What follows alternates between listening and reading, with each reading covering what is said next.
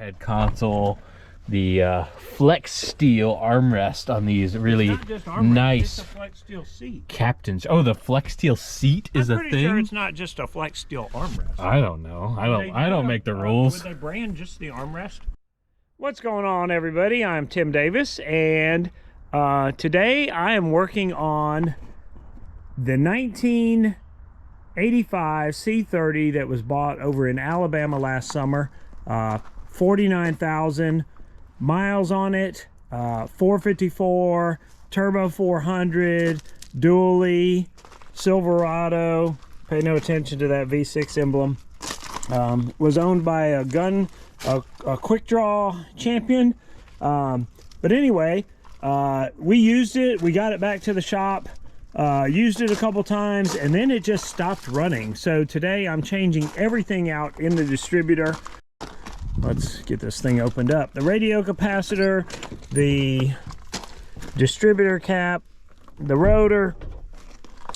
There's a little bit of the view from the inside. You got to be careful with this thing. I've whacked my head on it several times. It is not pleasant.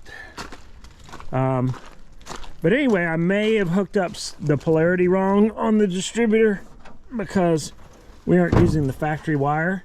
But going to change all the innards on that distributor and see if we can get this thing fired up, because what good is it sitting here?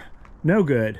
What good is it when we're driving it? Well, it gets 6 miles to the gallon, but it is quite capable of doing a lot. So we might even use it to pull the new Javelin that we bought, and I think it would look great behind this truck. We'll see. All right, so here's what we got. All new parts inside the distributor. This wire comes out of the distributor. This gets screwed down, plugs into that. This plugs into this. I'm probably not going to change this out. I went ahead and bought it. And then have a new rotor. There's a new cap on it already. And hello, hello. Who do we have here? Moby says hello. Hey, Mobes. Anyway, yeah, changing out everything in the distributor and see if we can get this thing fired up, so I don't have to drive a minivan. Yeah, right. You'll still drive your minivan. You love your minivan. That's right. Don't let him fool you. He loves minivans. For some reason, he's one of the few men in existence that loves minivans. It's a minivan. It has no seats in it. I keep it, you know, filled with junk. Yeah. But one day I'll live in this van. Yeah. Oh, pretty sure. But anyway, yeah, get everything changed out and get this thing back on the road, getting 6-7 miles to the gallon. Maybe with this tune-up, it will get like 7.5. I doubt Who knows? Come on, folks. Here, I got you something. No. He has skills. I can ride a unicycle. He can juggle. If only we could both do both of those things. We're just a clown show. But seriously, here. Buy some snacks. Snacks. I already had some pretzels out of your truck. Oh, of course you did. Yeah. But I got the dash cover put on. Nice, yeah. Yeah. So, I don't know if he's filmed this yet, but we had a brown dash cover on this truck, and he just got a new red one. Whew. So nice. Dash designs made in the US of A. So I think I got it at Rock Auto. It's a really nice way to fix your very cracked dash very easily, and you just attach it with some Velcro, and it's good to go. It needs to pretty sweet. Lay down on the side, you know, get hot to where it'll fold down. So I guess you got the brown one off of this truck? Yeah, it's out of that truck. I didn't realize which truck it was. So, but I saw the Velcro on the dash on there. Yeah. And it has a couple little cracks, but it's not that bad. No, that dash is pretty decent. But we can put the carpet cover back on it and keep it nice. That's right. Oh, you already did. I did. So, yeah. Got the carpet cover that was on the C20 back in the C30. This truck's so fancy and kitted out. Oak overhead console, the flex steel armrest on these really nice it's a flex steel seat. captains. Oh, the flex steel seat is a thing. I'm pretty sure it's not just a flex steel armrest. I don't know. I don't make the rules. Would they brand just the armrest? Maybe whoever sold just the armrest. I don't know. But these are good because it keeps footprints off the dash. Footprints. Interesting. Apparently that might have something to do with that chrome glove box door, according to some of the old guys who commented on YouTube. If your girl puts her feet on the dash and you've got a chrome glove box door, You can put 2 and 2 together. You only got 2 oranges to juggle now. Yeah, well, You could probably do a one-hand juggle with 2, can't you? maybe. I don't know. I've never You really got those tried skills? it. Let's see. Look at that. It's not as easy as just doing 3 with 2 hands. I do not have those motor skills, I assure you. I don't know where he gets it from. The UPS man. I guess his father, yeah. His real father. Anyway, let's make it run. All right. So here we have the old control module and the new one. So this unit comes with a couple of packs of grease. So you have the white thermal grease. This actually transfers heat from the module to the distributor, the plate that it's mounted to. But I would think it also transmits heat from the engine, from the distributor up into this. I don't know. But anyway, it says to ensure proper heat transfer, thoroughly clean the mounting base and then put this grease on there. And then you have the clear, this is conductive dielectric silicone grease. So you put that on the fittings and that helps prevent any corrosion, you know, over the years, because corrosion can build up and cause things not to work properly. So anyway, that's what that's about. So about to put this thing on there, and got the pieces all off. There's the radio capacitor that I took off already.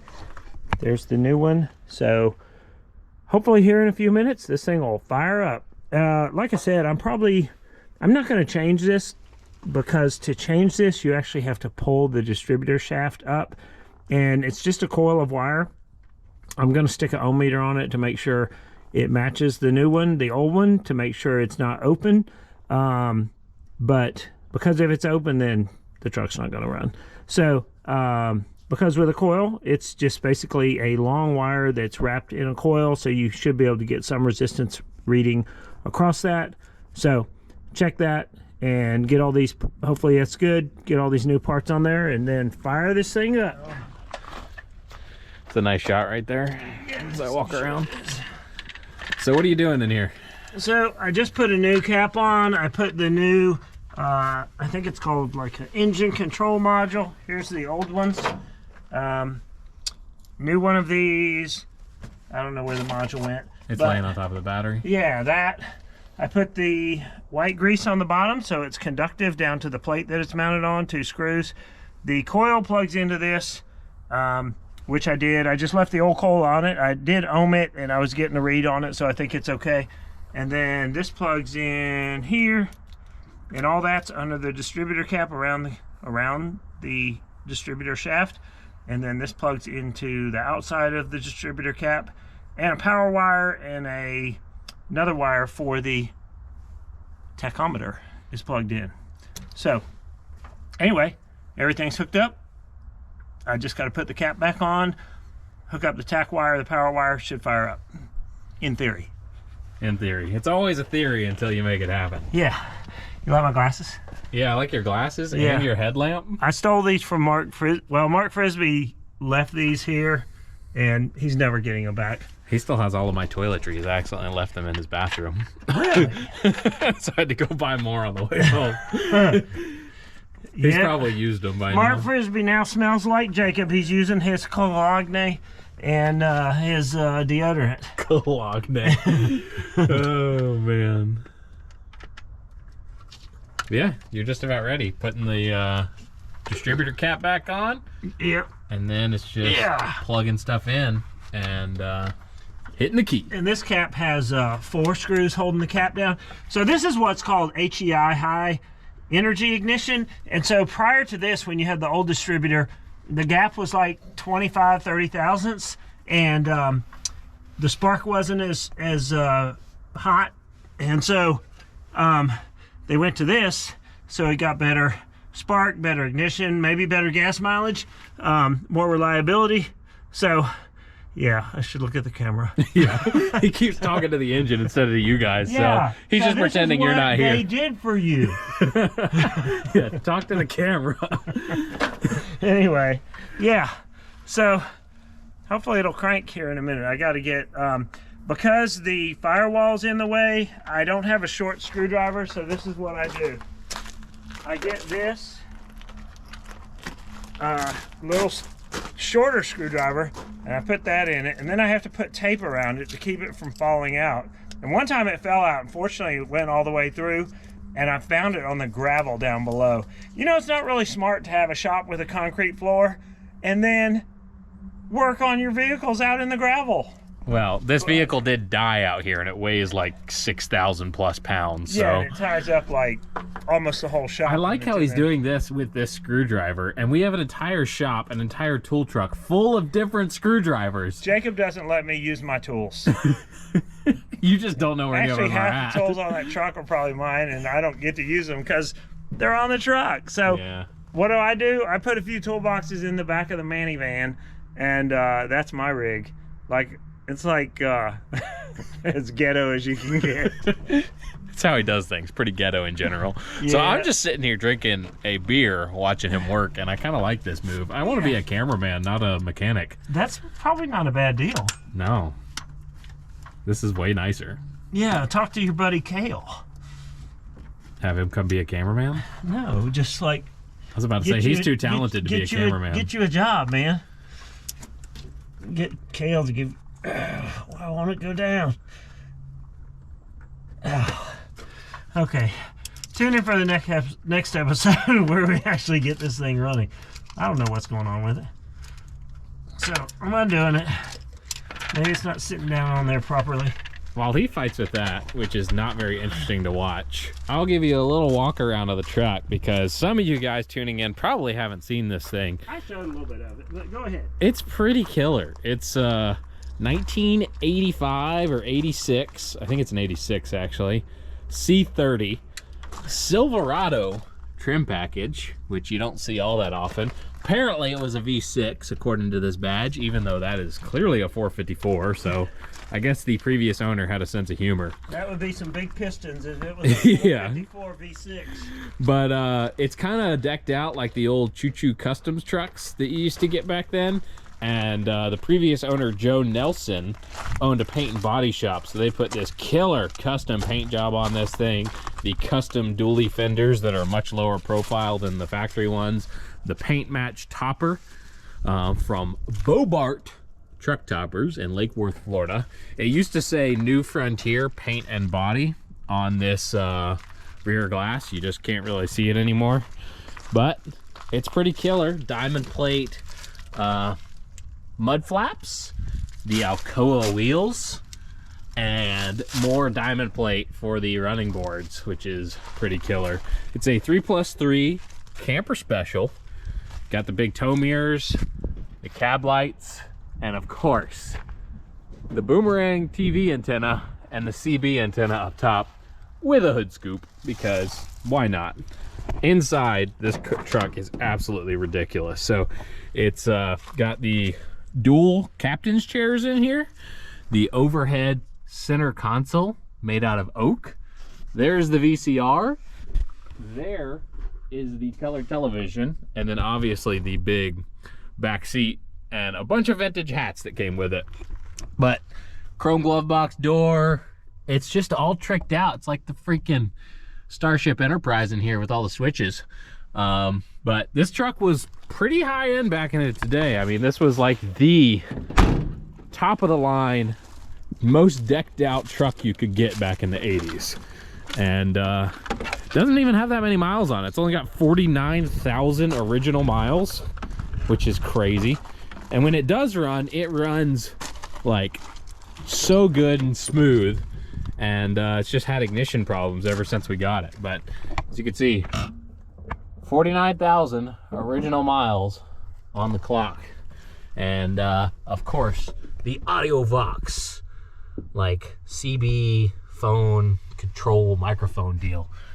Pretty cool. But yeah, we found this thing in Alabama sitting in a field. It had been parked for, we don't really know how many years, at least 10, but I think it's been more. A little while. And it's pretty killer.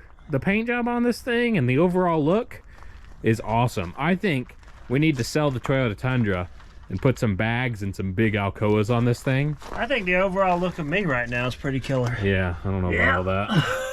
I don't either. If you're into that kind of thing. This is what you do. You plank on it. Oh goodness, planking is coming back. Thank you very much.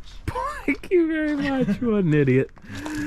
But yeah, he still hasn't gotten that on. I just gave you a whole tour of the truck and he still didn't get that on there. Yeah. We'll get it eventually. Eventually. So here's the HEI distributor cap. So instead of a coil on the outside and a coil wire coming in, you have the coil inside. The power comes up through this lead right here, which I hooked them up backwards, so I probably fried something, which is why I'm changing all the innards. Anyway, so it comes up here and then it runs to the coil, but it also runs down to this wire that goes to the inside of the distributor. That powers what's going on in there. And then something comes back out telling it to fire and sends fire down through here. And depending on where your rotor is, it determines which cylinder is firing. Then it comes out of these posts on top and goes to each individual spark plug wire, which then goes to the spark plug. Yeah. It's pretty complicated yet simple at the same time. Yeah. So he described something inside the distributor earlier as the coil, and I don't know the technical name for this. It's basically part of the sensor. So basically this is what's telling it to fire each time it passes the says it's a pickup coil. The pickup coil, but this, when you say coil, most people think ignition coil, not the pickup coil. So this is actually the magnetic pickup. It's a little electromagnet that senses as it turns past a sensor inside the distributor. As something's turning past it, each of these points, it's sending out a pulse. Oh, so this is locked up in there. Yeah. Okay, so this is stationary, and there's a tooth on a reluctor wheel. A rotor and a stator. So the stator is stationary and the rotor is spinning around. Yeah, so this tells it when to fire. So he called this the coil earlier, and technically it is a coil, but it's not the ignition coil. True. So he tested this and ohmed it out and says it's good. So this might not be the problem, but we also have one in case we need to use it. To change this out, as I mentioned, you would have to pull out this shaft, the distributor shaft, and that would be quite a job, and it's okay. I ohmed it. It's good, we think. We'll find out here in a minute. That's fair. Yeah. All right, so I got the distributor cap back on and got the power wire hooked to it. So we're running a wire. We weren't getting a good power source to the distributor, so we ran one from a power source inside the truck, or from the battery. Actually, from right here, the battery goes to a switch, comes back out here. We know it's a solid power source, and so we got that hooked up, and then we got the whatever that other wire is, got it hooked up. We're about to try to fire this thing up. Make sure you hit that switch. Let me move the flex steel armrest.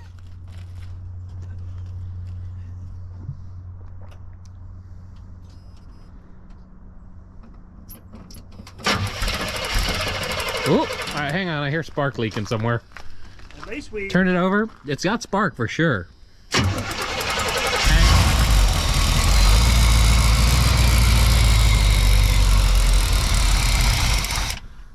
There's a serious amount of spark leakage.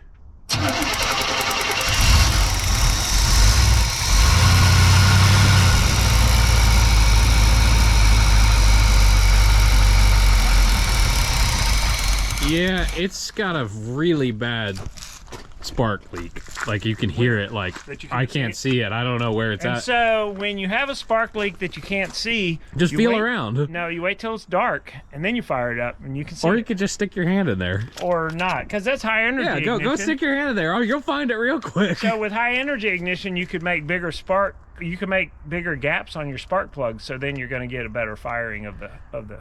Yeah. So which fuel part actually fixed it? I don't know. You changed like 12 things. There's a thing called like trying to fix and trying to isolate it down to the component, but then there's also shotgunning it, and that's what we did. That's where you just like change everything. Yeah. So yeah. So just changed everything, and it's working pretty good now. I didn't want to screw with it. I think it's because I hooked up the polarity backwards on, and it got to that control module because I just showed y'all how it's all wired up. So I was sending voltage backwards into the or the wrong way, reverse polarity into the control module. Hang on, talk about that with, Yeah. with a visual. So based on this thing connecting up, so you have the red wire that should be hot coming, but I connected the red, the hot side to the yellow wire, so it came in here and connected up backwards. So it probably fried something, so don't do that. The original wire actually had a key on it, so you couldn't plug it into the tachometer side, but the wire we put on it did not have that. So that's why it got hooked up reverse polarity. Yeah, don't cross the streams. Bad things will happen. We need to find this spark leak though, because it's like every time it fires, it's not just one. So it might be that wire you left loose. I don't know if there's high energy power. No, that's just a 12 volt source. There's power coming out of somewhere. Should be, and like not source. just on each one cylinder. It's like rapid fire, yeah. So if it's we fire arcing it up, from. will we be able to see it? Here, I'll fire it up. You hold this. Okay. See if you can find it. You'll hear it once you're out there.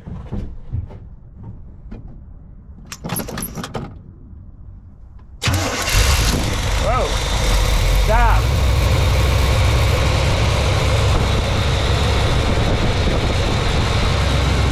You sure it's not the distributor cap hitting inside the distributor? There's just like this buzzing sound. It'll wear down.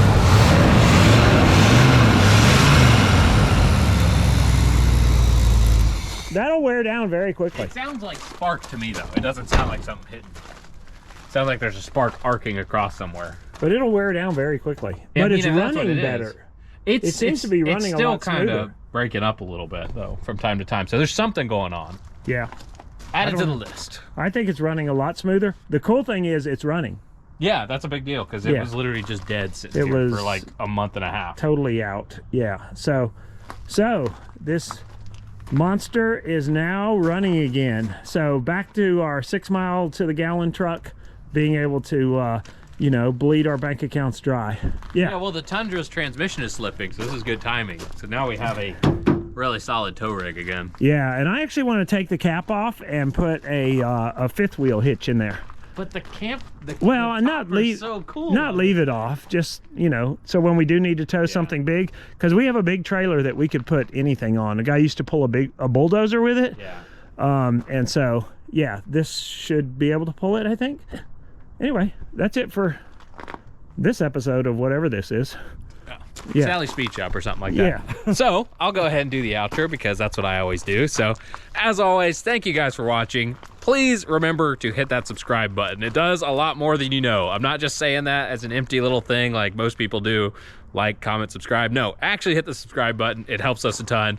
Drop a comment, hit a like on there, share it with a friend, and it'll help our channel grow, and we'll be able to do more cool stuff and share it with you guys. And for everybody that subscribes, we'll send you $100.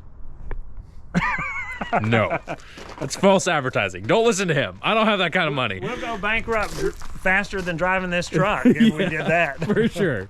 But there you go. Truck's back up and running. We'll be able to cruise it and use it as a work truck because that's pretty much why we bought it, because it is a very capable truck. Yeah, it is. Not efficient, but like, capable. what will this thing pull? 20, 30,000 pounds, right? Whatever you want it to. Yeah. If it was a diesel, it'd be even better, but yeah, you know, it'll be okay as a gas motor. For now. Maybe one day it'll get a Duramax or a Cummins and then bagged on big Alcoas and just be this awesome choo-choo customs, aired out, frame on the ground. If enough of you subscribe, yeah, that'll happen. Yeah, because we need money to do that, and that's a very expensive project. Yeah. But yeah, until next time, stay tuned. We got lots more coming, and hope you guys have a good day. See ya.